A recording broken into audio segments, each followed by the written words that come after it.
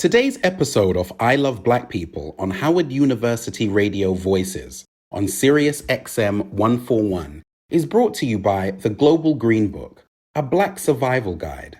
The Global Green Book 2020, the Healthcare Edition, which identifies Black-friendly and Black-owned healthcare providers worldwide. A Black survival guide highlighting places across the globe for Black people. The Global Green Book, available on Amazon and iloveblackpeople.com. Greetings, everyone. I have an incredible guest today, someone that I've known for years. He's actually a big brother and actually has been someone who's mentored me in much of my journey. Today, we have an incredible, I want to say, leader, servant, a servant leader, and a Howard alum, a fellow Howard alum, and someone who's done so many things on so many levels of the government sector for the greater good of our people. My brother, your brother, the good brother, Forrest Hayes. Thank you, Forrest, for joining us on I Love Black People today. Well, Sinclair, thank you so much for having me this morning. And let me just say, I cannot start this broadcast without first acknowledging your achievements. I mean, I'm just looking at my brother's got a radio show, and, I'm just well aware and so awestruck by all the great work you're doing with iloveblackpeople.com. I mean, you know that the T-shirts were a big hit out here in Northern Virginia, and still got people asking me, where can I get some more? So, thank you for everything you're doing for our nation and for the democracy that we're all trying to protect. Humbly. And I would be remiss if I didn't even acknowledge some of the things that you've been doing currently. You're appointed to the Virginia Housing Commission by the governor, which I think is pretty outstanding, as well as the fact that you're the first African American to be serving chair of the Loudon County, Virginia Planning Commission. And that's so often when we talk about the global Black agenda and what roles we're playing, you're actually where the rubber meets the road, where actually these policies are being developed. So it's important that we acknowledge our political maturity in being in these areas that you've been in. And again, from being chief of staff on Capitol Hill, being a staffer. I mean, I remember you were teaching me back in the day, so often a lot of the Black staffers don't get to serve on committees. And the fact that you've served on subcommittees and committees where the policies actually are derived and not, I won't say just constituent services. Constituent services is important, but the policies are made at the committee levels. And oftentimes, we need to make sure we have key people in those areas to make sure that when things get written, they're written with our interests and the interests of the public that we serve. I think it's important to give the context of this because the focus of this show is to celebrate something that's just simply amazing and may have been lost in so much of this news cycle. But our fellow Howard alum, of course, y'all know I transferred from Tuskegee to Howard. And thank you as a transfer, for all the good brothers. I think your chapter, Bloody Z chapter, just celebrated, was it 100 years anniversary? 100 years for Z chapter. And let me just say, Z chapters had a strong and rich tradition of not being very hospitable to transfer brothers. But you broke the mold and tried a new territory in that regard. We literally had a straw poll. So you know what? That guy's great. Let's just go ahead and let him in. Look, I appreciate it. Let me just say, I was coming. I think we set up a good opportunity with good brother Pat Lusaka. So I'm humbled by all that I've been able to be a part of, and I wouldn't be who I am today without just the love and support so many brothers have given me from your chapter, and of course, Big Money Boxing, Beta Nu, and Big G, the Lighthouse. I definitely appreciate that. And I think that even gives us context as Black men talking about Kamala Harris and talking about what it means and to have the first Black woman vice president. And, so much of the conversation has been overwhelmed by these white supremacists and the shenanigans that are going on and have been going on, brought to light more so over the last week in regards to the Capitol. But I just don't think we need to seize this moment to make sure we acknowledge our achievements and to make sure that we claim, not only we claim them, but we're the ones who create the narrative of those achievements. And I think the origin stories or the discussions around our good sister Kamala Harris, and I probably the listeners are like, why are they talking about these different organizations? So literally, we're members of a college fraternity, and that college fraternity is Kappa Alpha Psi. And Kamala, is a Kappa sweetheart, and which is like an auxiliary to the college fraternity on the college campus. And with all of the background that you have for us in politics, and again, I think we're going to have you on for multiple shows. Wanted us because you got me from the Indiana level, Gary, city, administrator type work, and then the stuff that you've done on the Hill, the stuff you're doing in Virginia, DC. I think when it comes to policy making and from the executive to the legislative, administering a government, they can probably hire you to be president of somebody's country. But let's talk about Kamala. We're rooting as Black men, we're rooting for our sister.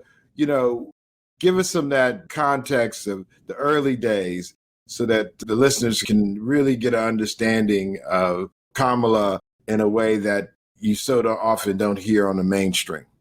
Well, I think about the fact that in many ways, particularly for Black people, Howard University is a microcosm of the community at large. Even starting with you, I think about, your early days at Howard, and you just burst onto the scene with all your personality. But more importantly, you had a sense of service and community and wanting to have a positive impact on the university platform. And I see you now, you've moved on to, city and municipal communities, and now you're moving and operating with the best intentions on a global platform. And so that's where it starts, and that's where it grows, and that's where the seeds are planted.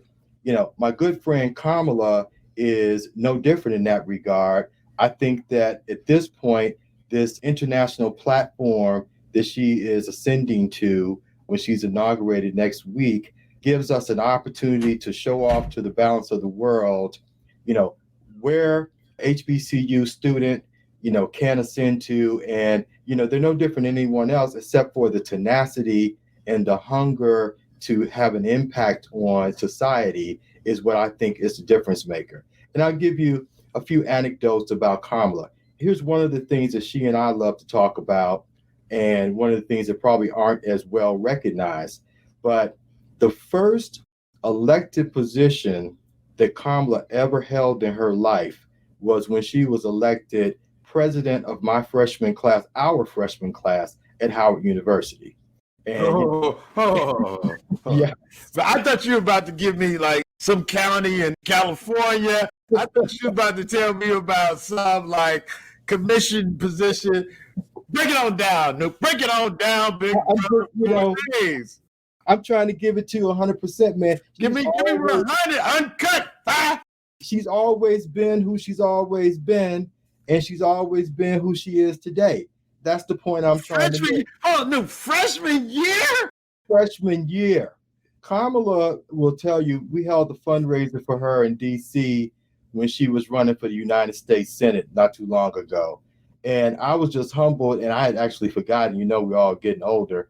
But Kamala reminded me in front of several members of Congress, the mayor of Washington, D.C., and just an assembled cast, that she and I actually met in the line registering for class for our first semester at Howard, freshman year in August, getting ready to be college students.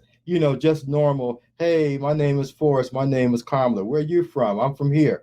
And then, soon it was time to elect officers for freshman year.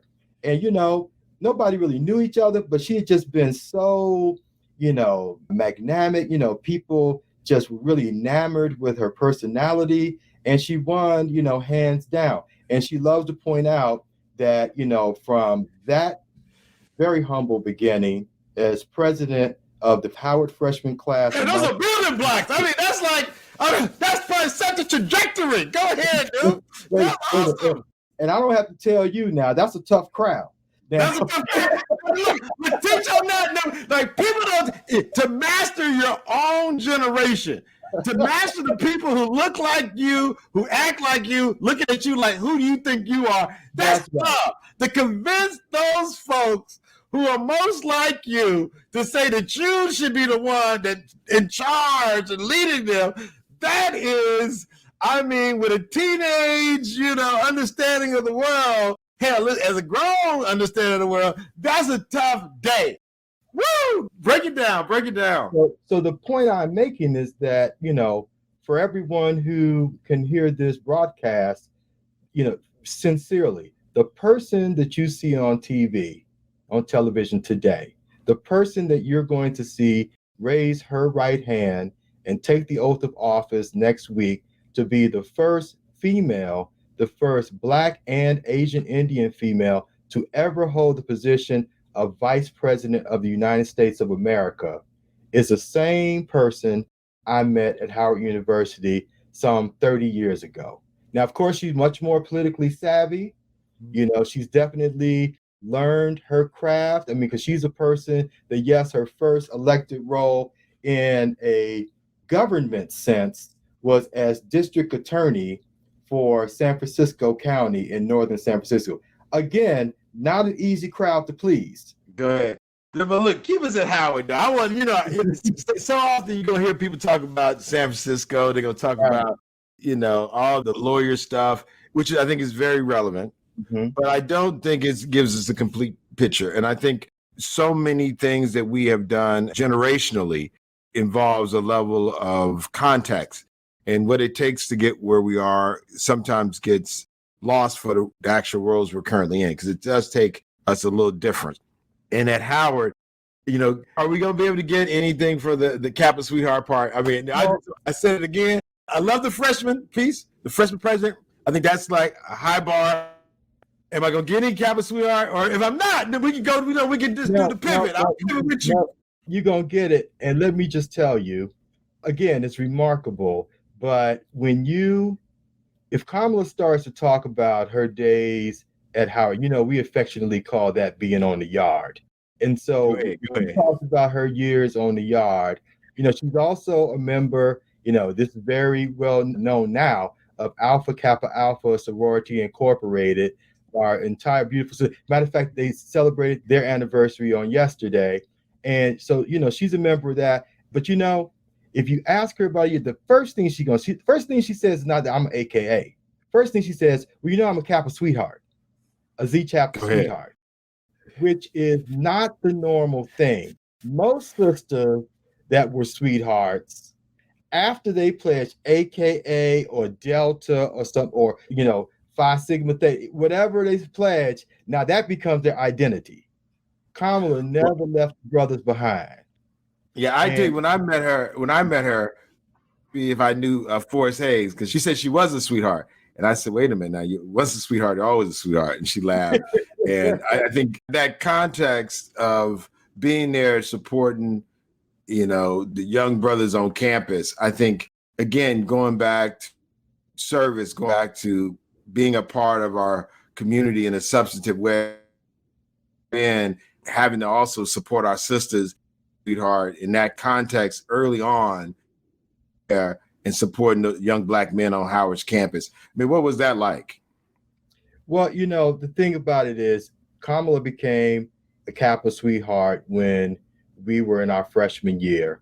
And, she was really dedicated. So, there were a couple dozen Kappa Sweethearts. But when I think back, the ones who really stood out was Kamala and her best friend, Karen Gibbs. I just remembered all the freshman guys being enamored and jealous of the Kappas. I hadn't pledged yet, but, jealous of the Kappas having so much attention from those beautiful sisters. Now, here's another thing I want to make a connection that really goes to the heart of Kamala's personality. Before we graduated, Karen Gibbs had a child, Christopher, and Kamala is Christopher's godmother. Today, Kamala will tell you that Karen is her best friend. So it means it doesn't matter where you go, who you meet, how popular, how famous you become, she Go. is still grounded in the people that she met freshman year in the dormitory or on the yard. And still today, people like Karen Gibb, Val Pippin, Melanie Wilcox are her best friends. And I think that says a lot about a person's personality and integrity. And just to be clear, she was one of the flyest Kappa sweethearts of all time. And mostly not because of anything, I can't think of anything flamboyant that she did. It's more just being the decent person who really had the brothers back and would do anything she could to help highlight Kappa Alpha Psi and to help, be a credit to the organization. And I think that that is most appropriately displayed when she 30 years later, on the eve of becoming the first vice president, will proudly tell you at any time, any place, oh, I'm a Kappa sweetheart. Yeah, I think that's amazing. I think even tying it on of these relationships and consider, it's hard. In our 50s, we have the things that you value. You're going to make some money, you're going to lose some money, jobs come and go. But these relationships end up being probably some of the most critical, valuable things that you acquire in life. It's not how many houses, how many cars, how many watches. It really is the quality of these relationships. And as we get older, I had someone say, don't wait till you go to someone's memorial and they're reading off, people's obituaries and talking about in the eulogy how amazing people are. We need to do more to talk about how many are while we're alive, while we're here and homecoming where we're having some drinks, but literally daily basis. I think even connecting through this XM radio show, it's been one of those things where connecting with the people that have made a difference in your life and relationships. And as you reflect on Kamala, being able to take that reflection and making sure that we're clear that these relationships are meaningful, and they're not meaningful because of the office people hold, but because of the impact that they've had on our and what the and Maya Angelou, she said, you don't remember what people necessarily always say. You don't always remember what they do, but you remember how they make you feel. And just Right. even listening to you now talk about Kamala and with the anecdotal stories, it really speaks to an impression being left on how you feel. And I think our stories and so often are just value of our feelings as a community matter. And we have to be the ones to ensure that they're shared and that they're protected and they're supported. And I think as we see Kamala and with again, I think this is a good segue to something I don't hear enough of us talk about.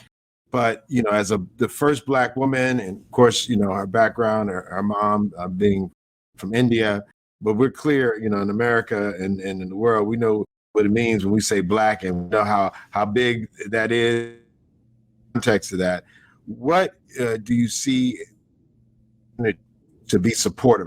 I know, again, you've been enough people accountable, and people have talked about, we love Obama, and at first we often hear people talking about, what do tangibles, which are very real. We don't get into politics just to, for pageantry or just for symbol.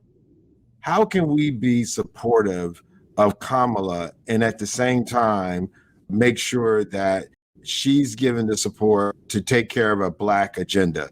And I say that meaning I'm not even saying people of color. I'm talking about like stuff like reparations, DC statehood, things that are probably going to be hard, that the capital, most of the people are still majority white males, historically have shown a certain in how politics have gone. It would take a difference maker to make that happen. With a lot of support, though. You can't go out, being out there by yourself ain't it. We got to do. What do you think of those things? Well, you know what, Sinclair, I think that that is an excellent topic for us to explore. I like to say that politics is not a spectator sport. And you alluded to that in your question, because, we should see Kamala for what she really is a leader. However, the idea that we're going to sit back and watch the Kamala show for the next 4 years is a failed and a false premise. Black people have to really embrace not the concept, but the fact that political change is all about all of us being the best that we can be in terms of supporting our leaders in an active way. That means that as soon to be President Biden and soon to be Vice President Harris embark on some of the monumental legislative achievements and operational challenges around distributing the vaccines and trying to rebuild our small business infrastructure, to build infrastructure in America, to create jobs, that Black people have to be tuned in and paying attention to these issues and thinking about ways that they can contribute, because everybody can do something. Some people can provide the people power behind these initiatives by writing in. There's an opportunity to speak out, marching, responding to polls. Don't just hang up the phone if somebody calls you. You need to register your voice in support or provide advice. Those of us who have the interest and the ability, run for office. You can make a difference on your local school board, because that seat is a seat that then won't go to someone who doesn't see the world the way we do. And most importantly, is not aligned with the vision and the ideals that are being set by the new administration. I think also, folks have to realize that being in office, we need to keep their support team in office as well. Now, the only reason that the Biden Harris administration is going to be able to do a lot of the things that we know that they're capable of bringing to America and to Black people in particular is because we're fortunate enough to win the 2 Senate seats in Georgia. Now, guess what? There'll be some senators up for election in 2 years. So that means we got to support whoever that might be with our dollars and our feet. I'm going to say that one more time. Dollars and feet. Black people got to understand good government is dependent upon your investment in it. And, knocking on doors is great. Volunteering is great. One would argue that's more important than the money, but the money is a factor. And so I think we have to really come to a place where we understand the entire scope of what politics and government, how it's structured, and do everything we can to be a platform and a foundation on which Kamala can show us everything that she has to offer. But, let's be clear. I think the point you're making is very sound. We're going to have to be engaged. We can't, unlike what I think sometimes happened with Obama, where we were just so amazed and so we thought that was enough. We're going to have to keep supporting and keep pushing for our agendas. And again, I Love Black People, this show is really to focus on the global Black agenda and making sure that, innovative ways that we can actually make that happen. And of course, it's pretty innovative in the United States of America to have a Black woman from Howard University become vice president. And with that being said, it's just a piece of the puzzle. We have to be the rest of it. And I think as we come to the time to wrap up, I just want to say, just the context that you've given to this whole vision, that we must celebrate these victories. And one of them is definitely having someone like Kamala, who's a part of our, family, and who's someone who's really made it through. We never talk about all it took to come of age in the era that we've come in, from crack cocaine epidemics and AIDS and all the things that we've made it through as a generation.